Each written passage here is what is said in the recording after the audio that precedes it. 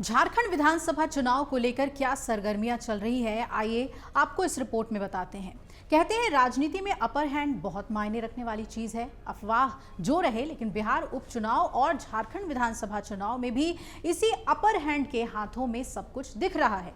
चुनाव आयोग से बिहार की 4 सीटों पर उपचुनाव और झारखंड विधानसभा चुनाव की घोषणा के बाद जब नामांकन का समय सामने है तब यही अपर हैंड प्रभावी दिख रहा है। बिहार विधानसभा में भारतीय जनता पार्टी भले ही सबसे बड़ी पार्टी है, लेकिन 4 सीटों में से 2 सीटें मुख्यमंत्री नीतीश कुमार की पार्टी जनता दल यूनाइटेड ने इसी नाते अपने पास रख ली।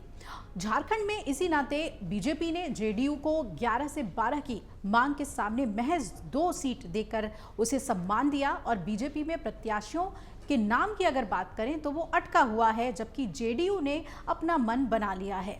इस बीच राष्ट्रीय जनता दल के नेता तेजस्वी यादव ने झारखंड में अपने गठबंधन के अपर हैंड झारखंड मुक्ति मोर्चा से डील फाइनल कर ली है।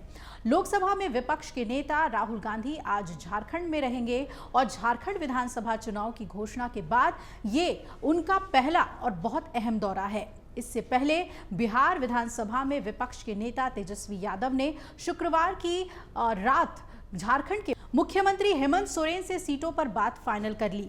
लालू प्रसाद यादव की पार्टी राजद के संसदीय बोर्ड की बैठक में झारखंड के लिए 22 सीटों की मांग रखी गई थी, लेकिन झारखंड में अपर हैंड झारखंड मुक्ति मोर्चा की मर्जी के सामने तेजस्वी यादव भी शांत होकर 5 सीटों पर मान चुके हैं।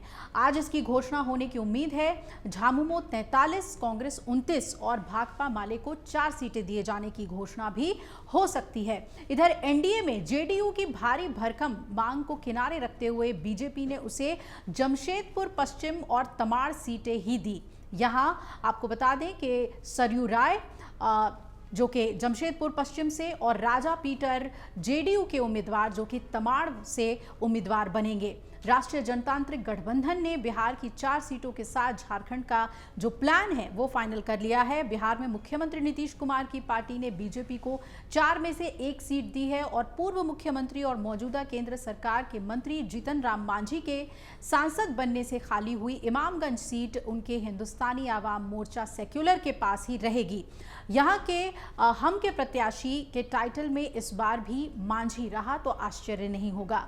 जेडीयू ने अपने पास बेलागंज सीट रखी हुई है और इस पर मनोरमा देवी का नाम लगभग फाइनल माना जा रहा है। वो इस सीट से लगातार 5 बार विधायक रहने के बाद संसद बने सुरेंद्र यादव के बेटे विश्वनाथ यादव से भिड़ेंगी, ये भी तय है। मनोरमा देवी का परिवार विवादित रहा है और सुरेंद्र यादव का यहाँ पर राजनीतिक वर्चस्व है, इसलिए जेडीयू घोषणा में थोड़ा समय भी ले रहा है। इसलिए जेडीयू घोषणा करने में थोड़ा समय भी ले रही है और सोच भी रही है। यहाँ जेडीयू इसलिए भी कमजोर है कि पिछली बार उसके प्रत्याशी रहे अभय कुशवाहा इस बार राजद के सांसद बन गए हैं। प्रशांत किशोर की जन सुराज पार्टी की ओर से रिटायर्ड लेफ्टिनेंट जनरल को प्रत्याशी के रूप में उतारे जाने के कारण चर्चा में आई तरारी सीट पर प्रत्याशी का नाम अभी भी पक्का नहीं हुआ है और दूसरी तरफ कैमूर जिले के रामगढ़ विधानसभा क्षेत्र में इस बार भी बीजेपी ही राजद को चुनौती देने उतरेगी। राजद के प्रत्याशी इस सीट से विधायक रहने के बाद सांसद बने सुधाकर सिंह के परिवार से ही रहे तो ये भी आश्चर्य की बात नहीं होगी। सुधाकर सिंह राजद के प्रदेश अध्यक्ष जगदानंद सिंह के बेटे हैं और उनके भाई जेडीयू से होकर राजद में आ चुके हैं। तो बिहार उपचुनाव और झारखंड विधानसभा चुनाव को लेकर बीजेपी और जेडीयू की तैयारी तो देखने को मिल रही है।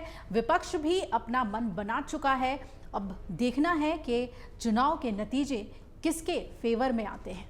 अगर आप ये वीडियो YouTube पर देख रहे हैं तो हमारे चैनल को सब्सक्राइब कर बेल आइकन दबाएं और Facebook पर देख रहे हैं तो हमारे पेज को लाइक करें। 8 मिलियन प्लस सब्सक्राइबर, आपके इस भरोसे के लिए बहुत धन्यवाद।